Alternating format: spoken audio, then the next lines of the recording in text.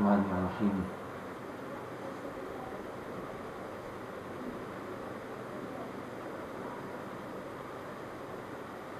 کل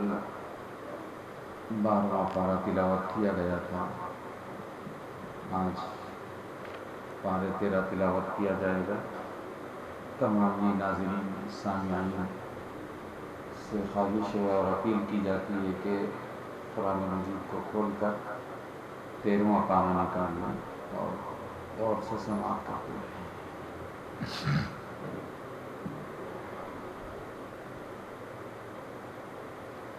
اعوذ باللہ من الشیطان الرجیم. بسم اللہ الرحمن الرحیم. وما أبرئ نفسي إن النفس لأمارة بالسوء إلا ما رحم ربي إن ربي غفور رحيم. وقال الملك ائتوني به يستخلصه لنفسي فلما كلمه قال إنك اليوم لدينا مكين أمين. قال اجعلني على خزائن الأرض إني حفيظ عليم. وكذلك مكنا ليوسف في الأرض يتبوأ منها حيث يشاء نصيب برحمتنا من نشاء ولا نضيع أجر المحسنين. ولأجر الآخرة خير للذين آمنوا وكانوا يتقون. وجاء إخوة يوسف فدخلوا عليه فعرفهم وهم له منكرون. ولما جهزهم بجهازهم قال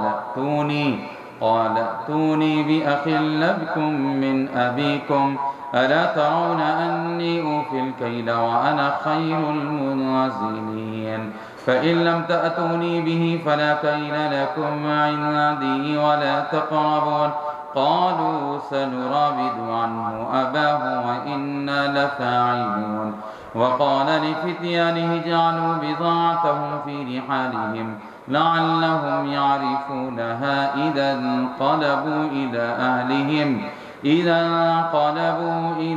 أهلهم لعلهم يرجعون. فلما رجعوا إلى أبيهم قالوا يا أبانا منع منا الكيل فأرسل معنا أخانا نكتل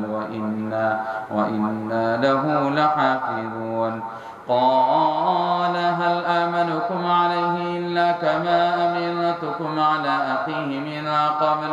فالله خير حافظا وهو أرحم الراحمين. ولما فتحوا متاعهم وجدوا بضاعتهم ردت إليهم قالوا يا أبانا ما نبغي هذه بضاعتنا ردت إلينا ونمير أهلنا ونحفظ أخانا ونزداد كيل بعير ذلك كيل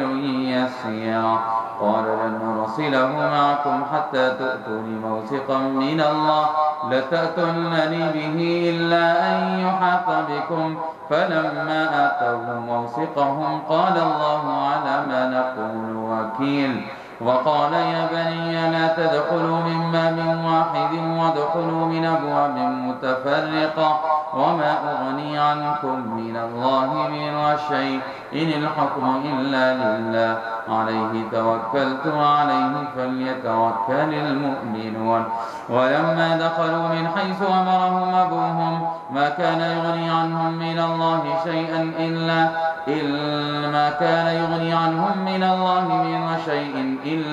إلا حاجة في نفس يعقوب قضاها وإنه لذو علم لما علمناه ولكن أكثر الناس لا يعلمون. ولما دخلوا على يوسف آوى إليه أخاه قال إني أنا أخوك فلا تبتئس بما كانوا يعملون. فلما جهزهم بجهازهم جعل السقاية في رحل أخيه ثم أذن مؤذن أيتها العير إنكم لسارقون. قالوا وأقبلوا عليهم ماذا تفقدون. قالوا نفقد سواع الملك ولمن جاء به حمل بعير وأنا به زعيم. قالوا تالله لقد علمتم ما جئنا لنفسد في الأرض وما كنا سارقين. قالوا فما جزاؤه إن كنتم كاذبين قالوا جزاؤه من وجد في رحله فهو جزاؤه كذلك نجزي الظالمين فبدأ بأوعيتهم قبل وعاء أخيه ثم استخرجها من وعاء أخيه كذلك كدنا ليوسف ما كان ليأخذ أخاه في دين الملك إلا أن يشاء الله نرفع درجات من نشاء وفوق كل ذي علم عليم قالوا إن يسرق فقد سرق أخ له من قبل فأسرها يوسف في نفسه ولم يبدها لهم قال أنتم شر مكانا والله أعلم بما تصفون قالوا يا أيها العزيز إن له أبا شيخا كبيرا فخذ أحدنا مكانا إنا نراك من المحسنين قال معاذ الله أن نأخذ إلا من وجدنا متاعنا عنده إلا إذا لظالمون فلما استيئسوا منه خلصوا نجيا قال كبيرهم ألم تعلموا أن أباكم قد أخذ عليكم موثقا من الله ومن قبل ما فرطتم في يوسف فلنبرح الأرض حتى يأذن لي أبي أو يحكم الله لي وهو خير الحاكمين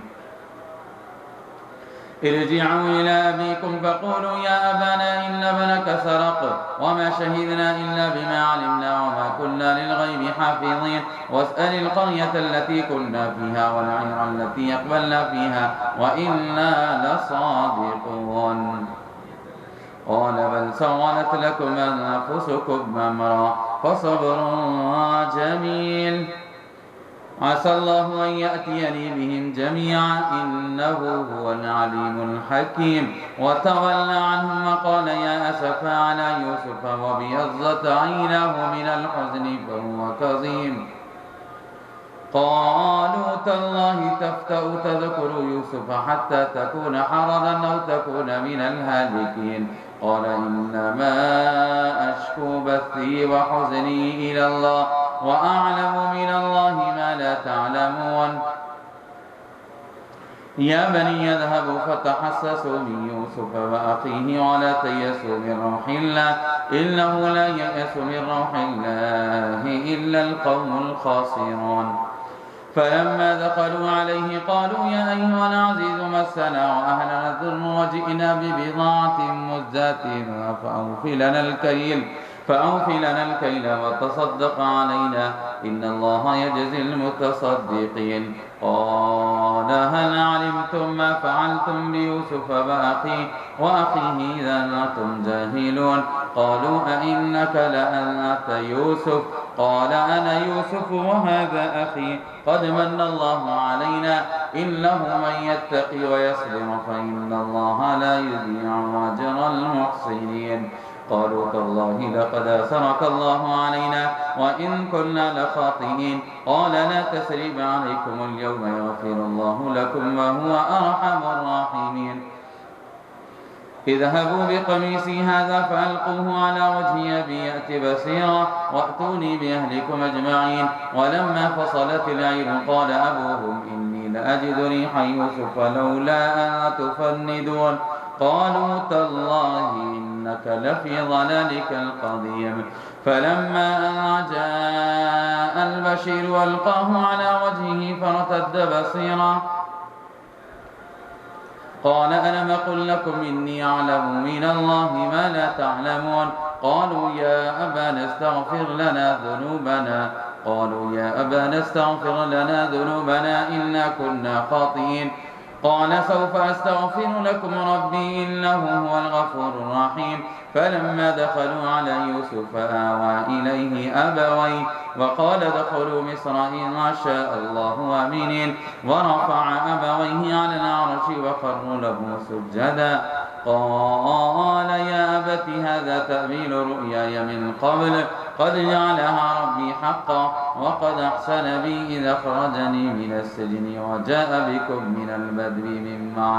من بعد أن نزغ الشيطان بيني وبين إخوتي إن ربي لطيف لما يشاء إنه هو العليم الحكيم رب قد آتيتني من الملك وعلمتني من تأويل الأحاديث فاتر السماوات والأرض أنت ولي في الدنيا والآخرة توفني مسلما وألحقني بالصالحين ذلك من أنباء الغيب نوحيه إليك ما كنت لديهم إذ أجمعوا أمرهم وهم يمكرون وما أكثر الناس ولو حرصت بمؤمنين وما تسألهم عليه من أجر إن هو إلا ذكر للعالمين وكأي من آية في السماوات والأرض يمرون عليها وهم عنها معرضون وما يؤمن أكثرهم بالله إلا وهم مشركون أفأمنوا أن تأتيهم غاشية من عذاب الله أو تأتيهم الساعة بغتة وهم لا يشعرون قل هذه سبيلي أدعو إلى الله على بصيرة أنا ومن اتبعني وسبحان الله وما أنا من المشركين وما أرسلنا من قبلك إلا رجالا نوحي إليهم من أهل القرى أفلم يسيروا في الأرض فينظروا كيف كان عاقبة الذين من قبلهم ولدار الآخرة خير للذين اتقوا أفلا تعقلون حتى إذا استيأس الرسل وظنوا أنهم قد كذبوا جاءهم نصرنا فنجي من نشاء ولا يرد بأسنا عن القوم المجرمين لقد كان في قصصهم عبرة لأولي الألباب ما كان حديثا يفترى ولكن تصديق الذي بين يديه وتفصيل كل شيء وهدى ورحمة لقوم يؤمنون بسم الله الرحمن الرحيم ألف لام ميم را تلك آيات الكتاب والذي أنزل إليك من ربك الحق ولكن أكثر الناس لا يؤمنون الله الذي رفع السماوات بغير عمد ترونها ثم استوى على العرش وسخر الشمس والقمر كل يجري لأجل مسمى يدبر الأمر يفصل الآيات لعلكم بلقاء ربكم توقنون وهو الذي مد الأرض وجعل فيها رواسي وأنهارا ومن كل الثمرات جعل فيها زوجين اثنين يغشي الليل النهار إن في ذلك لآيات لقوم يتفكرون وفي الأرض قطع متجاورات وجنات من أعناب وزرع ونخيل صنوان وغير صنوان يسقى بماء واحد ونفصل بعضها على بعض في الأكل إن في ذلك لآيات لقوم يعقلون وإن تعجب فعجب قولهم أإذا كنا ترابا أإنا لفي خلق جديد أولئك الذين كفروا بربهم وأولئك الأغلال في أعناقهم وأولئك أصحاب النار هم فيها خالدون ويستعجلونك بالسيئة قبل الحسنة وقد خلت من قبلهم المسؤولات وإن ربك لذو مغفرة للناس على ظلمهم وإن ربك لشديد العقاب ويقول الذين كفروا لولا أنزل عليه آية من ربه إنما أنت منذر ولكل قوم هاد الله يعلم ما تحمل كل أنثى وما تغيظ الأرحام وما تزداد وكل شيء عنده بمقدار عالم الغيب والشهادة الكبير المتعال سواء منكم من أسر القول ومن جهر به ومن هو مستخف بالليل وسارب بالنهار له معقبات من بين يديه ومن خلفه يحفظونه من أمر الله إن الله لا يغير ما بقوم حتى يغيروا ما بأنفسهم وإذا أراد الله بقوم سوءا فلا مرد له وما لهم من دونه من وال هو الذي يريكم البرق خوفا وطمعا وينشئ السحاب الثقال ويسبح الرعد بحمده والملائكة من خيفته ويرسل الصواعق فيصيب بها من يشاء وهم يجادلون في الله وهو شديد المحال له دعوة الحق والذين يدعون من دونه لا يستجيبون لهم بشيء إلا كباسط كفيه إلى الماء ليبلغ فاه وما هو ببالغه وما دعاء الكافرين إلا في ضلال ولله يسجد من في السماوات والأرض طوعا وكرها وظلالهم بالغدو والآصال. یہ سجدے کی آیت ہے، تمام سننے والے لوگ یہاں پر سجدہ کر لیں تلاوت ہونے کے بعد.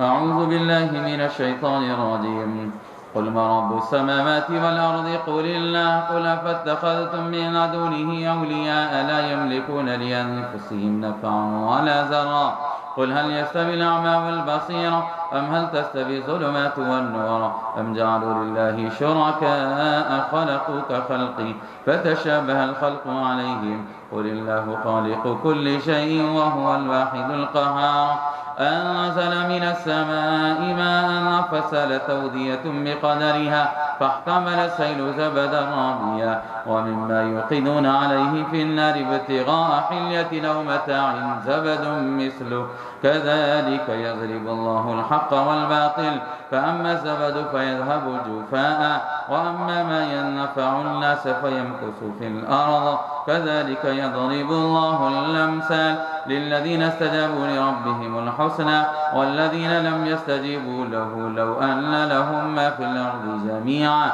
ومثله معه لافتدوا به أولئك لهم سوء الحساب ومأواهم جهنم وبئس المهاد أفمن يعلم أن ما أنزل إليك من ربك الحق كمن هو أعمى إنما يتذكر أولو الألباب الذين يوفون بعهد الله ولا ينقضون الميثاق والذين يصلون ما أمر الله به أن يوصل ويخشون ربهم ويخافون سوء الحساب والذين صبروا ابتغاء وجه ربهم وأقاموا الصلاة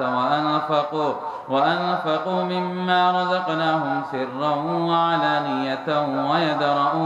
ويدرؤون بالحسنة السيئة أولئك لهم عقبى الدار جنات عدن يدخلونها ومن صلح من آبائهم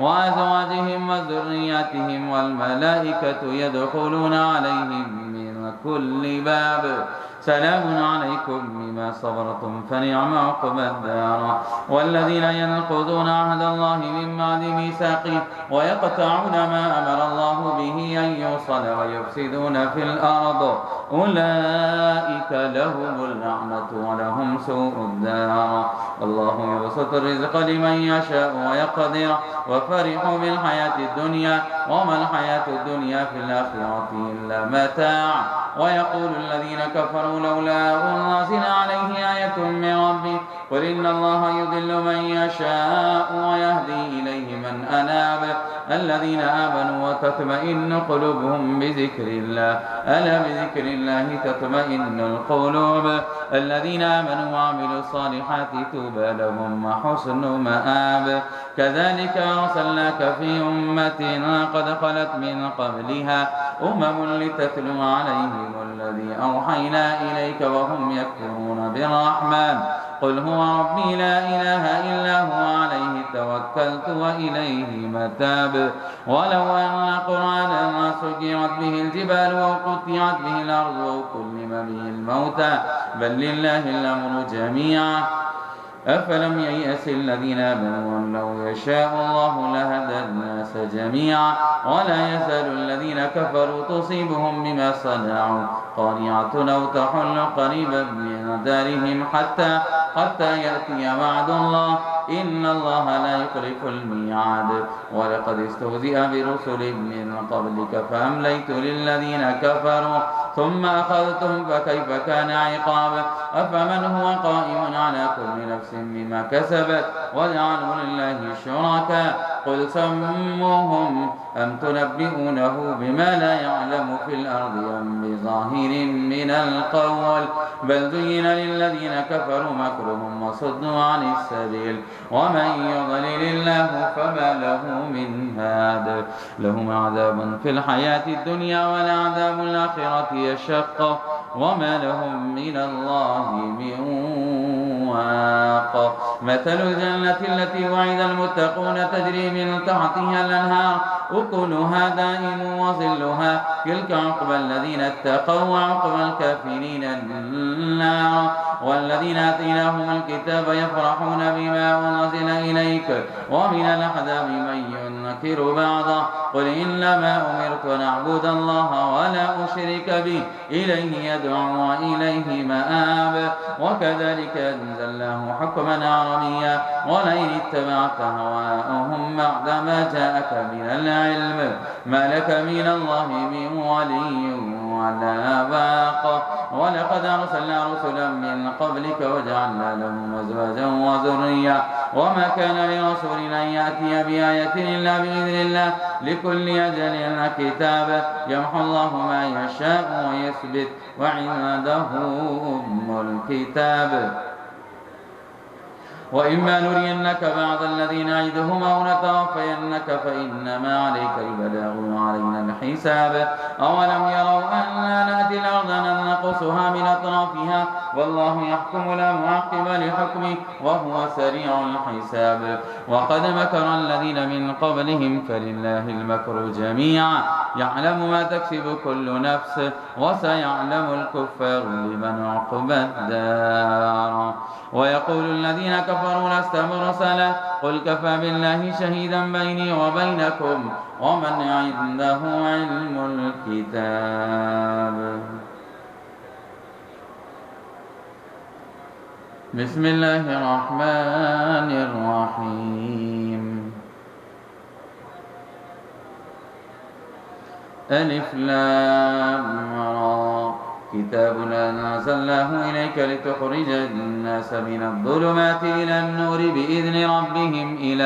إلى صراط العزيز الحميد الله الذي له ما في السماوات وما في الأرض وويل للكافرين من عذاب شديد الذين يستحبون الحياة الدنيا على الآخرة ويصدون عن سبيل الله ويبغونها عوجا أولئك في ضلال بعيد وما أرسلنا من رسول إلا بلسان قومه ليبين لهم فيضل الله من يشاء ويهدي من يشاء وهو العزيز الحكيم ولقد أرسلنا موسى بآياتنا نخرج قومك من الظلمات إلى النور وذكرهم بأيام الله إن في ذلك لآيات لكل صبار شكور وإذ قال موسى لقومه اذكروا نعمة الله عليكم إذا نجاكم من آل فرعون يسومونكم سوء العذاب ويذبحون أبناءكم ويستحيون نساءكم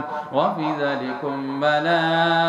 من ربكم عظيم وإذ تأذن ربكم لئن شكرتم لأزيدنكم ولئن كفرتم إن عذابي لشديد وقال موسى إن تكفروا أنتم ومن في الأرض جميعا فإن الله لغني حميد ألم يأتكم نبأ الذين من قبلكم قوم نوح وعاد وثمود والذين من بعدهم لا يعلمهم إلا الله جاءتهم رسلهم بالبينات فردوا أيديهم في أفواههم وقالوا إنا كفرنا بما أرسلتم به وإنا لفي شك مما تدعوننا إليه مريب قالت رسلهم في الله شك فاطر السماوات والأرض يدعوكم ليغفر لكم من ذنوبكم ويؤخركم إلى أجل مسمى قالوا إن أنتم إلا بشر مثلنا تريدون أن تصدونا عما كان يعبد آباؤنا فأتونا بسلطان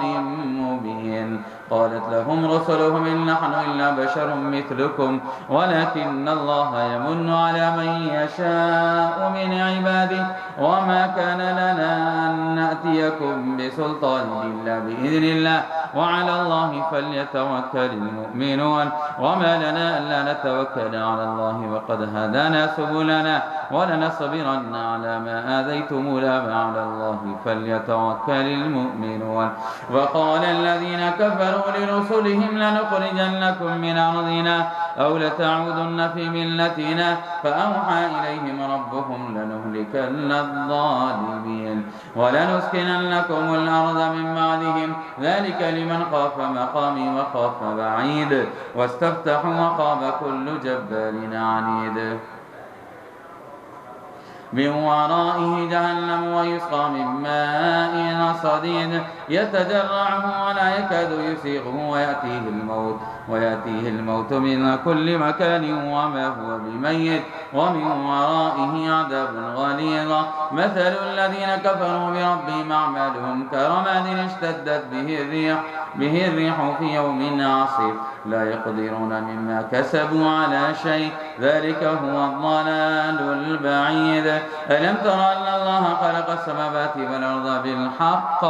إن يشأ يذهبكم ويأتي بخلق جديد وما ذلك على الله بعزيز. وبرزوا لله جميعا فقال الضعفاء للذين استكبروا إنا كنا لكم تبعا فهل أنتم مغنون عنا من عذاب الله من شيء قالوا لو هدانا الله لهديناكم سواء علينا أجزعنا أم صبرنا ما لنا من محيص. وقال الشيطان لما قضي الأمر إن الله وعدكم وعد الحق ووعدتكم فأخلفتكم وما كان لي عليكم من سلطان إلا أن دعوتكم فاستجبتم لي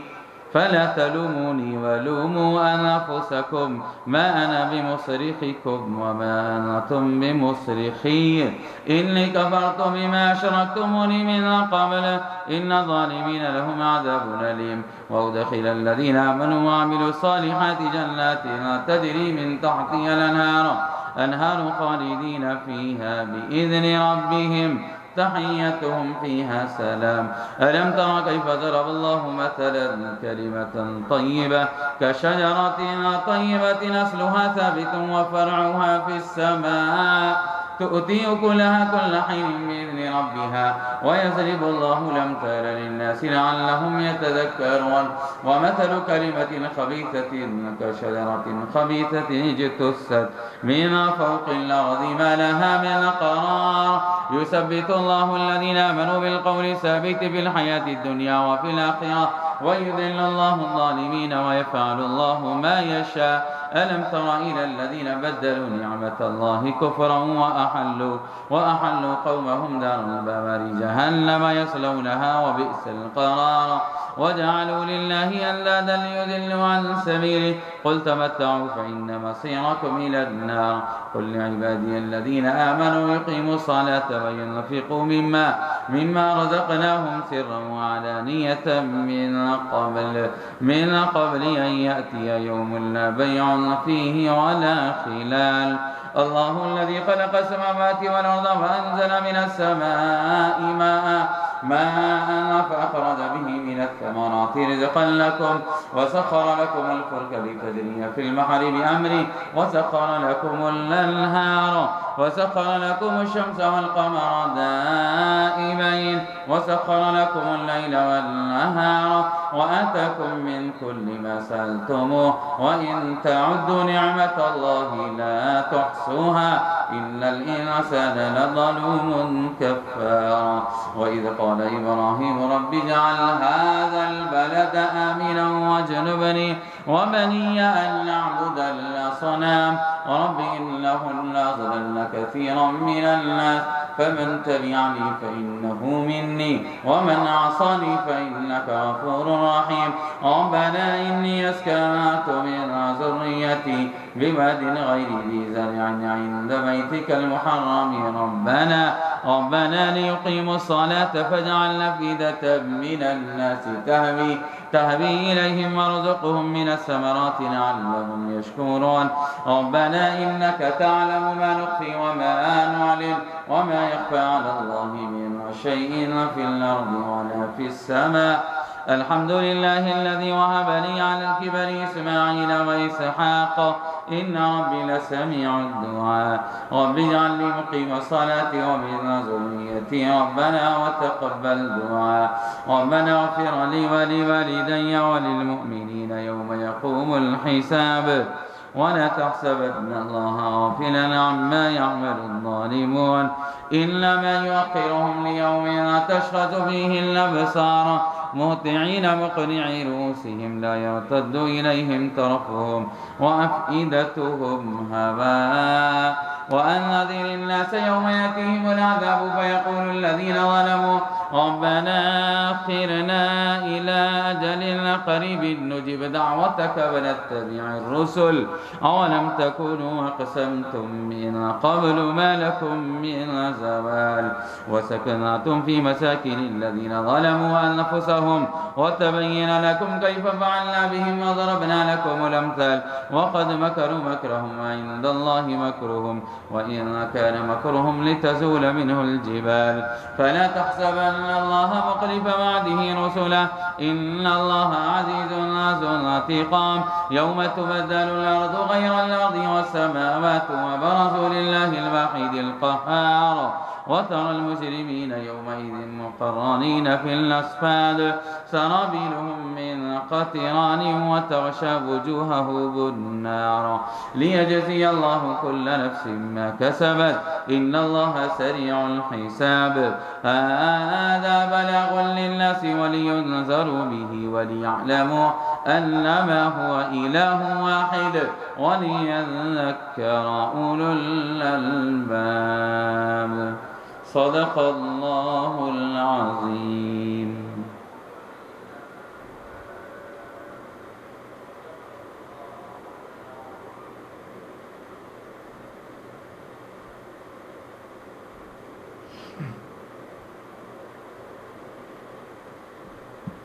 بسم الله الرحمن الرحيم.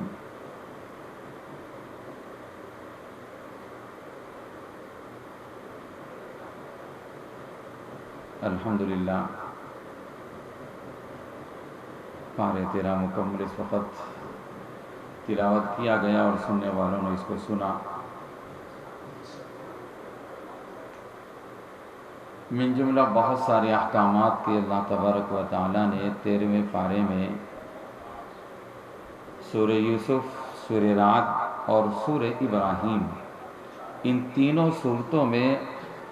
الگ الگ تفصیلات اللہ تبارک و تعالیٰ نے ذکر کی. کہیں پر قرآن مجید کی حقانیت اور اس کی صداقت کا ذکر فرمایا، کہیں پر عقیدہ توحید کو ذکر کیا، کہیں پر قیامت کے قائم ہونے اور اس کے بعد والی زندگی کے لیے بندوں کی فکر اور تیاری کو ذکر بیان کیا. اسی طرح رسالت مآب صلی اللہ علیہ وسلم کو بھی اللہ پاک نے ذکر کیا اور بیان فرمایا. اسی طرح منافقین کی اللہ تبارک و تعالیٰ نے اس سے پہلے آیتوں کے اندر صفات اور علامتیں بیان فرمائی تھی. اس پارے کے اندر متقین کی ایک 8 صفتیں اللہ تعالیٰ نے بیان کی اور اشقیاء یعنی بدبخت لوگ، وہ لوگ جو برے ہیں اور بدقسمت لوگ، ان کی بھی اللہ تعالیٰ نے اس آیتوں کے اندر 3 علامتیں ذکر فرمائی. اجمالی طور پر میں آپ کو بتاتا چلوں کہ جو لوگ اللہ تبارک و تعالیٰ سے ڈرنے والے ہیں، جن کو متقی کہا جاتا ہے، اللہ والے جن کو ہم لوگ بولتے ہیں، جن کا اللہ تبارک و تعالیٰ کی ذات سے گہرا تعلق ہوتا ہے، اللہ تبارک و تعالیٰ کی یاد میں وہ لوگ غرق ہوتے ہیں اور ایسے ہوتے ہیں کہ اگر ہم لوگ ان کو دیکھیں تو اللہ یاد آتا ہے. ایسے لوگوں کو متقی کہتے ہیں. تقوی جن کے دلوں کے اندر ہوتا ہے۔ اللہ تعالیٰ نے متقیون کو فرمایا کہ الا ان اولیاء اللہ لا خوف علیہم ولا هم يحزنون الذین آمنوا وكانوا يتقون، جو لوگ تقوی والے ہوتے ہیں، متقی ہوتے ہیں، جن کے دلوں کے اندر تقوی، خشیت خداوندی اور اللہ کا خوف اور ڈر ہوتا ہے، ایسے لوگوں کو اللہ تعالیٰ نے اپنا ولی، اپنا دوست بتلایا ہے، جن کے اوپر نہ دنیا میں کوئی مصیبت آئے گی، نہ آخرت میں کوئی غم اور ان کو حزن ہوگا، کچھ نہیں۔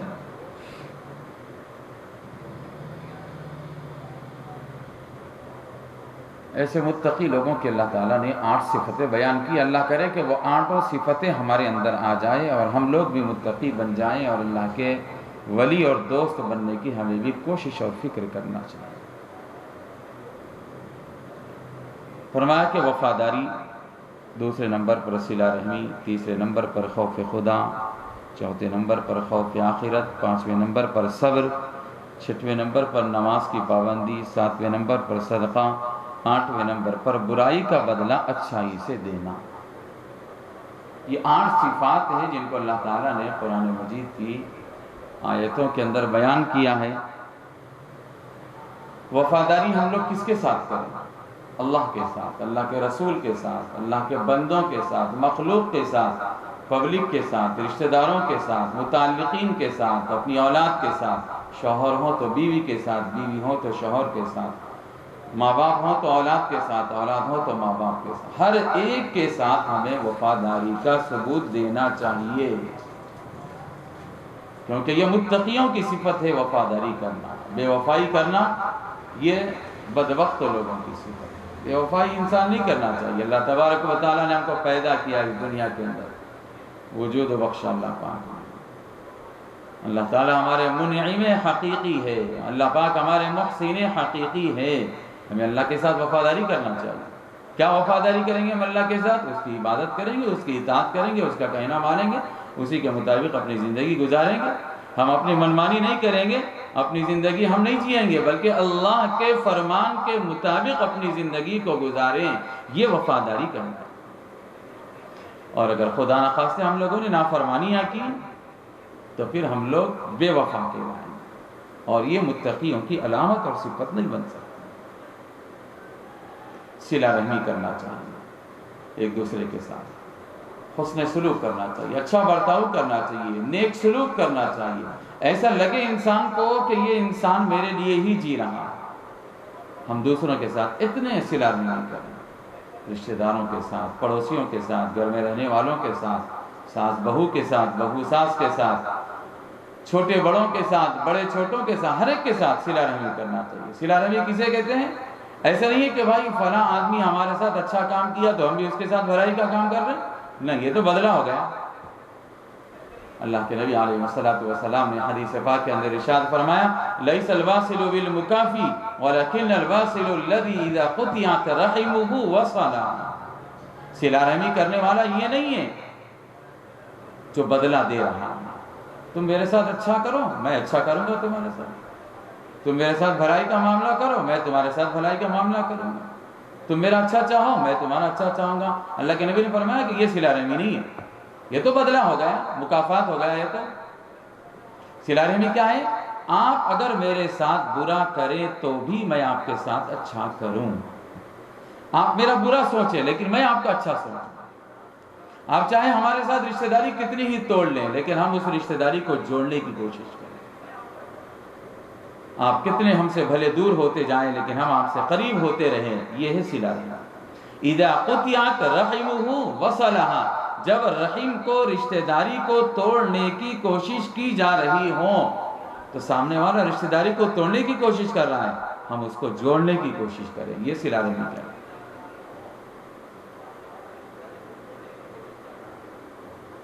عموماً ہمارے معاشرے میں، ہمارے سماج اور سوسائٹی میں، ہمارے خاندانوں میں ایسے ہی چلتا ہے، جو ہمارے ساتھ اچھا کرے گا ہم اس کے ساتھ اچھا کریں گے۔ کوئی اگر ہم کو 1000 روپے دے گا تو ہم بھی اس کو 1000 روپیہ دیں گے۔ کوئی اگر ہمارے ساتھ خیر خواہی کا معاملہ کرے گا تو ہم بھی اس کے ساتھ خیر خواہی، اگر کوئی ہمارے ساتھ بدمعاشی کا معاملہ کرے تو ہم بھی اس کے ساتھ بدمعاشی پہ اتر آ جاتے ہیں۔ نہیں، یہ اسلام نہیں سکھاتا، یہ متقین کی صفت نہیں ہے۔ تقوی اگر دل میں ہے، اللہ کے اگر دوست بننا چاہتے ہو تو دشمنوں کے ساتھ بھی اچھا سلوک کرو۔ اللہ کے نبی علیہ السلام کا اسوہ، آپ کی زندگی، آپ کا پوری سیرت ہماری نظروں کے سامنے ہی دوستوں اور بزرگوں ہمیں دیکھنا چاہیے کہ اللہ کے نبی نے کیسی کیسی تکالیف دشمنوں کی جانب سے برداشت کی، لیکن اف تک نہیں کہا۔ مکہ فتح ہوا تو سارے کے سارے کفار و مشرکین کو ڈر ہونے لگا، پتہ نہیں اب یہ صحابہ، یہ اللہ کے نبی، یہ محمد ابن عبداللہ اور یہ ان کے ماننے والے لوگ اب ہمارے ساتھ کیا کریں گے پتہ نہیں، ہم کو مکے سے باہر نکال کر پھینک دیں گے، ہمارا بدلہ لیں گے، چن چن کر کے بدلہ لیں گے اب تو یہ لوگ، کیونکہ اب یہ لوگ فاتح بن گئے، مکہ ان کا ہو گیا۔ جب ہمارا تھا تو ہم لوگوں نے ان کو بہت ستایا، نمازوں کی حالت میں وجڑی ان کے سروں کے اوپر لا کر کے ڈال دی، کسرہ ان کے اوپر ہم لوگ پھینکا کرتے تھے، نمازیں پڑھنے نہیں دیا کرتے تھے، ان کے سینوں کے اوپر پتھر کی سل رکھ دیتے تھے اور ان کو سلاخوں سے داغتے تھے اور ان کے ساتھ ہر قسم کا ظلم و جور ہم نے جائز رکھا تھا۔ اب یہ لوگ ہم سے نام لے لے کر کے بدلہ لیں گے، اب پتہ نہیں کیا کریں گے ہمارے ساتھ یہ لوگ۔ سب سارے کے سارے سہم گئے تھے، ڈر رہے تھے، لیکن قربان جائیے اللہ کے نبی علیہ السلام کی ذات اقدس پر۔ اللہ کے نبی جب مکے میں داخل ہوئے تو صحابہ اکرام کو فرما دیا کہ آج بدلے کا دن نہیں ہے، آج تو معافی کا دن ہے، الیوم یوم المرحمہ، آج تو رحم و کرم کا دن ہے۔ اللہ کے نبی نے اعلان کر دیا پورے مکے میں، ڈرو نہیں، ہم تم سے کوئی بدلہ نہیں لیں گے، جنہوں نے ہماری بہنوں کی عزتوں کو لوٹا ہم ان کو بھی معاف کر دیتے ہیں، جنہوں نے برچیاں مار مار کر کے ہماری عورتوں کے حمل گرائے ہم ان کو بھی معاف کر دیتے ہیں، جنہوں نے ہمارے اوپر اونٹ کی چربی لا کر کے ڈال دی ہم ان کو بھی معاف کر دیتے ہیں، جنہوں نے ہمارے سینوں پر پتھر کی سلوں کو رکھ دیا اور جنہوں نے لوہے کی کنگھیوں سے ہمارے سروں کے اندر کنگھی کی اور ہمارے جسم کے چمڑوں کو کھروچ دیا اور نوچ دیا، ہم ان سے بھی بدلہ نہیں لیں گے، ہم تو سب کو معاف کر دیں گے۔ لا تثریب علیکم اليوم وانتم الطلقاء، کوئی آج تمہارے اوپر گرفت نہیں ہے، کوئی پکڑ نہیں ہے، کوئی بدلہ نہیں ہے، جاؤ تم سب کے سب آزاد ہو۔ اللہ کے نبی علیہ السلام نے اپنی جان کے دشمنوں کے ساتھ بھی یہ صلہ رحمی کر کے آنے والی امت کو یہ بتلا دیا کہ تم نبی کے چاہنے والے ہو، تم نبی کے سے محبت کرنے والے ہو، نبی سے عشق کا دم بھرنے والے ہو، دشمنوں کے ساتھ بھی بدسلوکی مت کرنا،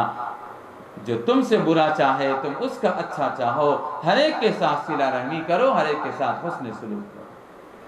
رشتہ داروں کے ساتھ صلہ رحمی کرنا چاہیے، ان کے حقوق ادا کرنا چاہیے۔ باپ ہے تو وہ اپنی اولاد کے حقوق ادا کرے، اولاد ہے تو وہ اپنے والدین کے حقوق ادا کرے، شوہر بیوی شوہر کا حق ادا کرے، بھائی بہن کا حق ادا کرے۔ باپ گزر جاتا ہے، پراپرٹی اور جائیداد ہوتی ہے تو بہت سارے لوگ بچے اپنی بیٹی اپنی بہنوں کا حق مار لیتے ہیں، دبا دیتے ہیں، اس کو حق نہیں دیتے ہیں، یہ صلہ رحمی نہیں ہے، یہ بدسلوکی ہے، اللہ تبارک و تعالیٰ کل قیامت میں اس کا حساب لیں گے۔ اللہ کے نبی علیہ السلام نے انتہائی سخت تعلیمات بیان فرمائی اس سلسلے میں کہ جو لوگ اپنی بہنوں کا حق دبا لیتے ہیں مال میں، جائیداد میں، زمین میں اور مختلف طریقے کے اندر، تو اللہ کے نبی نے فرمایا کہ کل قیامت میں اللہ تبارک و تعالیٰ ان کو پکڑے گا، ان سے سوال کرے گا اور ان سے باز پرس کرے گا، مواخذہ ہوگا، ان کو ایک ایک رائی کا حساب دینا پڑے گا، بالشت جگہ کا حساب دینا پڑے گا، اللہ تبارک و تعالیٰ یوں ہی نہیں چھوڑ دیں گے۔ اس لیے اس وقت کے آنے سے پہلے ہمیں صلہ رحمی کرنا چاہیے، اگر ہم نے کسی کے حقوق تلف کیے ہیں تو ہمیں وہ حقوق معاف کرا دینا چاہیے، معافی مانگنا چاہیے، اگر ادا کر سکتے ہو تو حق ادا کر دیں، اور اگر ادا نہیں کر سکتے ہوں کسی وجہ سے تو ان سے معافی چاہ لیں اور ان سے معاف کروا لیں، ورنہ اللہ تبارک و تعالیٰ کل قیامت میں بندوں کے حقوق معاف نہیں کریں گے۔ آپ نماز نہیں پڑھے، ہو سکتا ہے اللہ پاک معاف کر دیں گے، آپ نے روزے نہیں رکھے، ہو سکتا ہے اللہ تعالیٰ معاف کر دیں گے، لیکن آپ نے کسی بندے کا حق دبا لیا، اللہ تعالیٰ قیامت میں ایسے لوگوں کو معاف نہیں کرے گا۔ اللہ کہیں گے کہ جاؤ جو حقدار تھا اسی سے مل لو، اگر وہ معاف کر دے گا تو میں تمہارے لیے جنت تیار رکھا ہوں، چلے جاؤ جنت۔ کل قیامت میں ایک منادی، ایک فرشتہ اللہ تبارک و تعالیٰ کے حکم سے آواز دے گا، ندا لگائے گا اور کہے گا کہ اے امت محمدیہ علی صاحبہ الصلاۃ والسلام، مبارک ہو تمہارے لیے، خوشخبری ہو تمہارے لیے، اللہ تبارک و تعالیٰ نے تم سب کے گناہوں کو معاف کر دیا اور جنت کے 8 دروازے اللہ تعالیٰ نے تمہاری کھول کر رکھ دیے، جس دروازے سے چاہو جنت میں داخل ہو جاؤ۔ لیکن اللہ تعالیٰ نے ایک شرط لگا دی ہے کہ آپس میں بندوں کے جو حقوق تم نے دنیا میں مارے تھے، جو حقوق دبا لیے تھے، جو حقوق طلب کر لیے تھے، ناحق کسی کو ستایا تھا، ناحق کسی کا مال لے لیا تھا، ناحق کسی کی جان لے لی تھی، ناحق کسی کا خون بہا دیا تھا، ناحق کسی کی زمین لے لی تھی، یہ آپس کے حقوق کو معاف کرا لو اور جنت میں داخل ہو جاؤ۔ بھلا بتلائیے کیا کوئی بندہ وہاں پر ہمیں اس وقت معاف کرے گا؟ کوئی معاف نہیں کرے گا، کوئی ہم کو معاف کرنے کے لیے تیار نہیں۔ باپ بیٹے کو نہیں، بیٹا باپ کو معاف نہیں کرے گا، نفسا نفسی کا عالم ہوگا، کوئی کسی کو نہیں پہچانے گا۔ یوم یفر المرء من اخیہ، بھائی بھائی کو دیکھ کر کے دور بھاگے گا، وامہ وابیہ،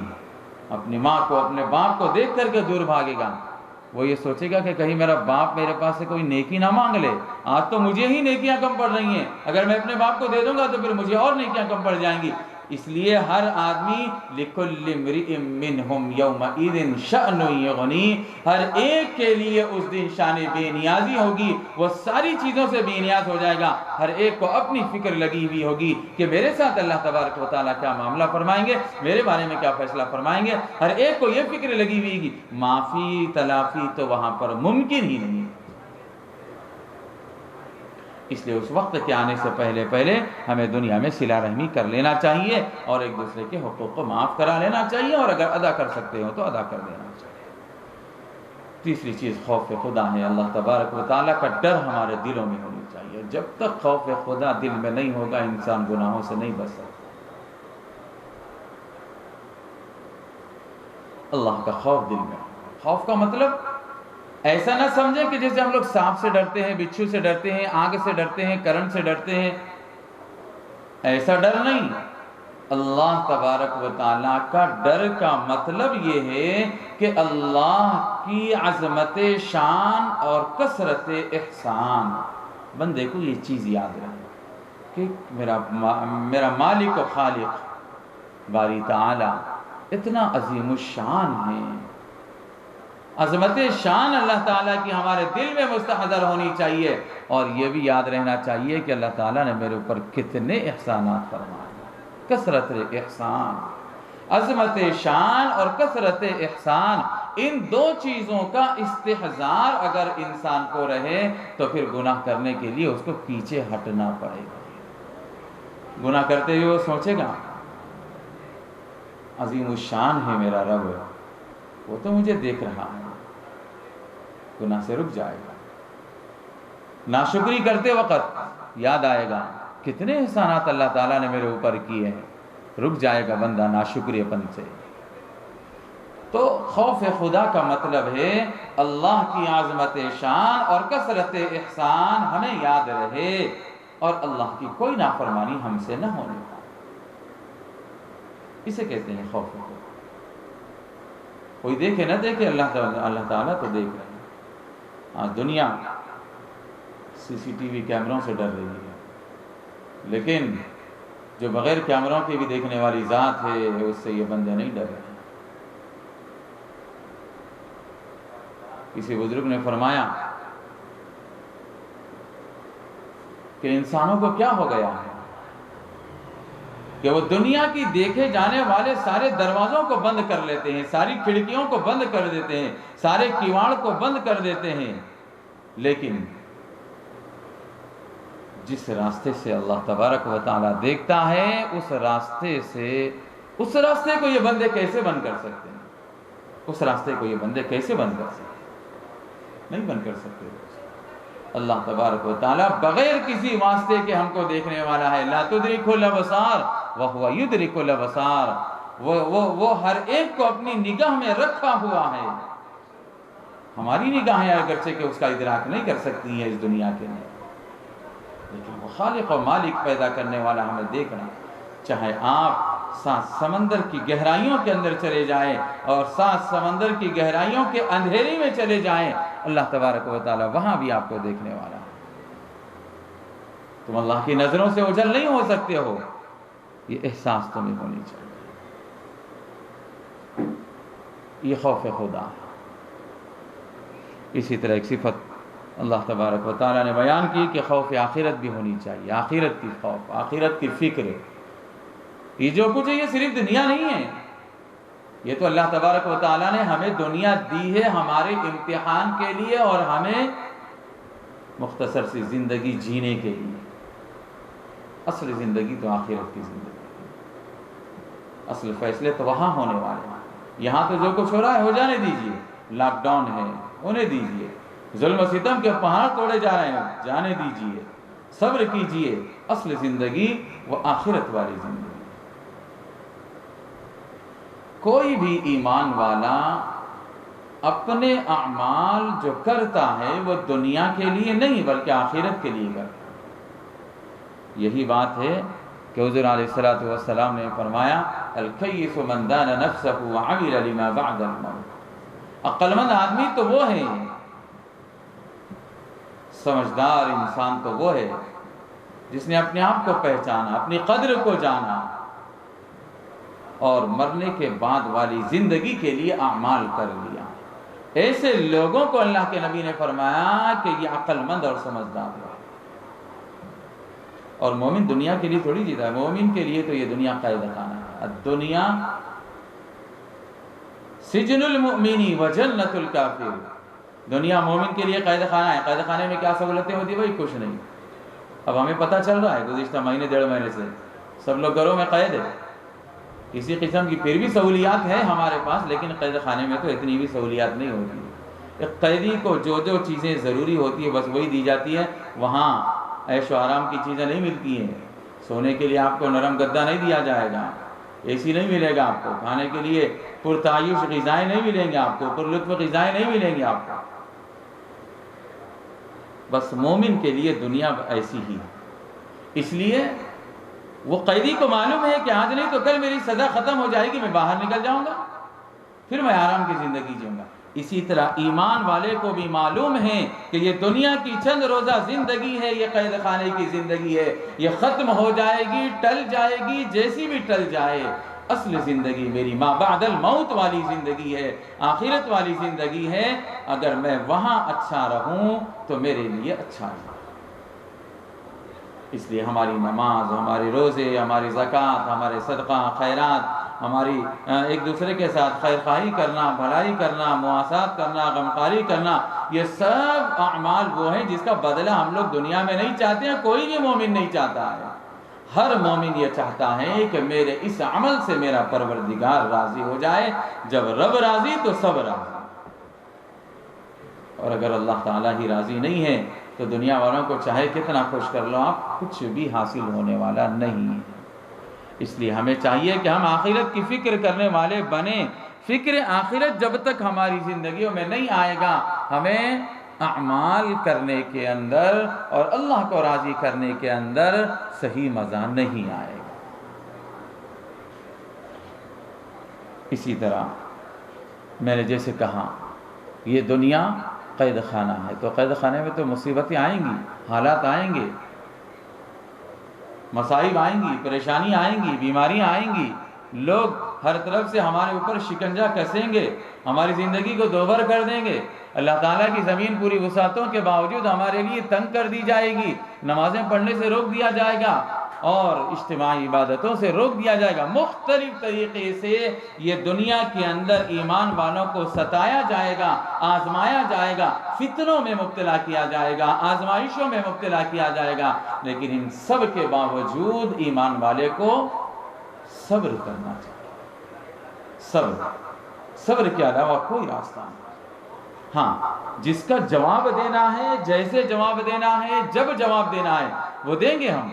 لیکن عمومیت کے ساتھ، اجتماعیت کے ساتھ ہم بے صبرا پن نہیں کریں گے. ہم تمام مصائب کو جھیلیں گے، برداشت کریں گے، صبر کریں گے، لیکن اپنے ایمان کے اوپر آنچ آنے نہیں دیں گے. اب آگے دور آئے گا ایسا بھی کہ لوگ کہیں گے آپ سے نام بدل لو، عبد الرحمن نام ہے، نہیں، نام اپنا بدل لو، شیوا نام رکھ لو، اپنا نام رام رکھ لو، اپنا نام لکشمن رکھ لو. عیش کی زندگی جیو، خوش نہیں کریں گے ہم تم کو۔ آئیں گے ایسے حالات اس امت کے اوپر، مال و دولت دے کر کے لوگ آپ کا نام بدلوانے کی کوشش اور فکر کریں گے، آپ کو مذہب تبدیل کرنے پر مجبور کیا جائے گا، لیکن ایمان والا کبھی حالات سے گھبراتا اور ڈرتا نہیں ہے۔ وہ اپنے ایمان کی حفاظت کے لیے اپنی جان تو دے سکتا ہے، لیکن ایمان کا سودا کسی حال میں نہیں کر سکتا۔ وہ صبر کرے گا اور کرتا رہے گا، اور کرتے کرتے اپنی جان جانے آخری کے سپرد کر دے گا، اور پھانسی کے پھندوں کو چوم لے گا، اور دشمنوں کی سازشوں کو قبول کر لے گا، اور دشمنوں کے گولیوں کو برداشت کر لے گا، ہر چیز کو برداشت کرے گا، لیکن وہ صبر کے ساتھ زندگی گزارے گا، اور زندگی گزار کر وہ اللہ تبارک و تعالیٰ کو راضی کر لے گا، خوش کر لے گا، اور اپنی آخرت کو بنا لے گا۔ دنیا کے اندر چاہے کتنے حالات کیوں نہ آ جائیں، ہمیں ہر حال میں صبر کرنا ہے دوستو۔ صبر کے بنا کوئی چارے کار نہیں ہے۔ صبر بہت ساری قسم کا ہوتا ہے، گناہوں سے رکنے کو بھی صبر کہتے ہیں، حالات آنے پر اپنے آپ کو سنبھالنا اس کو بھی صبر کہتے ہیں، اللہ کی طاعات و مرضیات پر جمنا، ثابت قدم رہنا، اس کو بھی صبر کہتے ہیں۔ بہرحال صبر کا عمومی مطلب یہی ہے کہ ہم ہر حال میں اپنے ایمان کی حفاظت کریں گے، اور اپنے اعمال پر جمے رہیں گے، ثابت قدم رہیں گے، اور اپنے ایمان کا ہرگز سودا نہیں کریں گے۔ اللہ تبارک و تعالیٰ نے متقین کی یہ صفت بیان فرمائی، تقوی والوں کی صفات بیان، اور ایک صفت اللہ تعالیٰ نے بیان فرمائی کہ وہ لوگ نمازوں کی پابندی کرتے ہیں۔ ایک بہت آسان سی چیز، دیکھیے کتنا آسان سا سودا ہے، نماز پڑھ لو متقی بن جاؤ، اللہ کو یاد کر لو متقی بن جاؤ۔ اللہ تبارک و تعالیٰ نے فرمایا کہ متقی جو ہوتا ہے وہ کبھی نماز نہیں چھوڑتا ہے۔ ہم لوگ اپنی زندگیوں کو جائزہ لے دو، تو عورتیں اپنا جائزہ لیں، مرد اپنا جائزہ لیں، مائیں بہنیں اپنے بارے میں سوچ لیں، بچے اور جوان اپنے بارے میں سوچ لیں، جتنے لوگ سن رہے ہیں یا آگے سنیں گے وہ سب اپنا جائزہ لیں، اپنے گریبان میں جھانک کر دیکھیں، آئینہ کبھی سامنے رکھ کر دیکھیں کہ میں کتنا نمازی ہوں اور کتنا بے نمازی ہوں۔ مجھے فیصلہ کرنے کی ضرورت نہیں، ہر آدمی اپنی ذات کے بارے میں سوچ، ہر مسلمان مرد عاقل، خواہ وہ سفر میں ہو یا حضر میں ہو، ہر مسلمان مرد عورت عاقل بالغ کے اوپر اللہ تعالیٰ نے نماز کو فرض فرمایا، 5 وقت کی نمازیں فرض فرمائی، ثواب 50 نمازوں کا اللہ پاک دے رہے ہیں۔ نماز ایک ایسا عمل، ایک ایسی عبادت ہے جو کسی بھی صورت میں معاف نہیں، کسی بھی صورت میں معاف۔ نماز کا چھوڑ دینا یہ کفر کی علامت ہے۔ مومن اور مشرک، کافر، ان دونوں کے درمیان میں اگر کوئی فاصل چیز ہے، حد فاصل، آڑ اگر کوئی چیز ہے تو وہ نماز ہے۔ مطلب یہ کہ مومن نماز پڑھتا ہے اور منافق، مشرک، کافر وہ نماز نہیں پڑھتا۔ اگر مومن بھی نماز کو چھوڑ دیا تو گویا یہ آڑ گر گئی اور یہ مومن بھی کافروں میں شریک ہو گیا، کوئی فرق باقی نہیں رہا مشرک کے اندر اور مومن کے اندر۔ اس لیے نمازوں کا بہت اہتمام، عورتوں کو بھی چاہیے کہ وہ گھروں کے اندر نمازوں کا بہت اہتمام کریں۔ کام کاج بھلے آپ کو زیادہ ہوگا، لیکن رمضان میں کتنی پابندی سے ہماری مائیں بہنیں نماز پڑھتی ہیں، اہتمام کے ساتھ پڑھتی ہیں۔ رمضان کے بعد بھی تو یہ نمازیں فرض ہیں۔ جس رب نے اور جس اللہ نے رمضان میں نمازیں فرض فرمائی، کیا وہ رمضان کے بعد تمہارے اوپر سے نمازوں کو اٹھا لے گا؟ ایسے نہیں ہے، ہر حال میں نماز، سفر میں ہو، حضر میں ہو، آپ چاہے کتنے مصروف کیوں نہ ہو، نماز کے بغیر کوئی چارہ، نمازوں کے بغیر ہماری زندگیوں میں برکت نہیں آئے گی۔ بہت سارے لوگ شکوہ شکایت کرتے ہیں کہ کاروبار کے لیے اور مختلف حالات کے لیے، گھریلو مسائل کے لیے، لیکن چونکہ نماز ان کی زندگیوں میں نہیں ہوتی ہے اس لیے ان کو برکت نظر نہیں آتی ہے۔ نماز کی پابندی کر کے دیکھ لو، اللہ تبارک و تعالیٰ فرماتے ہیں کہ تم متقی بن جاؤ گے، اور جب متقی بن گئے تو اللہ کے دوست بن گئے، اور جب اللہ کے دوست بن گئے تو اللہ تبارک و تعالیٰ تمہاری دنیا اور آخرت سنوار دے گا۔ کاروبار، تجارت، معاش، معیشت، معاشرت، ہر چیز کے اندر اللہ تعالیٰ برکت عطا فرما دے گا۔ نماز پڑھتے نہیں ہیں اور کہتے ہیں کہ اللہ سے برکت دو، تو کیسے برکت آئے گی؟ اسی طرح متقی لوگوں کی صفتوں میں اللہ تعالیٰ نے فرمایا کہ وہ صدقہ اور خیرات بھی کرتے ہیں اور برائی کا بدلہ اچھائی سے دیتے ہیں۔ ان چیزوں میں ہمیں غور کرنا چاہیے۔ ارادہ تو یہ تھا کہ سورہ یوسف کے سلسلے میں کچھ باتیں بیان کی جائیں، لیکن چونکہ بہت اہم اور ضروری چیزیں سامنے آ گئی ہیں اور اللہ تبارک و تعالیٰ اپنے فضل و کرم سے دل میں بات ڈالتا گیا، اس لیے آپ کے سامنے یہ تمام چیزیں ذکر کی گئیں۔ اللہ تبارک و تعالیٰ اشقیاء اور بدبخت لوگوں کی جو صفات ہیں اللہ پاک اس سے ہماری اور ساری انسانیت کی حفاظت فرمائے، اور جو متقین کی صفت اللہ تبارک و تعالیٰ نے بیان فرمائی ہے وہ صفات ہمیں اپنانے، اپنی زندگیوں میں داخل کرنے کی توفیق عطا فرمائے، آمین۔ وآخر دعوانا ان الحمدللہ رب العالمین۔ انشاءاللہ ہمارا یہ سلسلہ ختم رمضان تک جاری اور ساری رہے گا، دعا کرتے رہیں آپ سب بھی اور ہم سب بھی، اللہ تبارک و تعالیٰ اس وبا سے، اس مرض سے سب کو نجات عطا فرمائے، ہم تمام کی زندگیوں کو بحال فرمائے۔ السلام علیکم ورحمۃ اللہ وبرکاتہ۔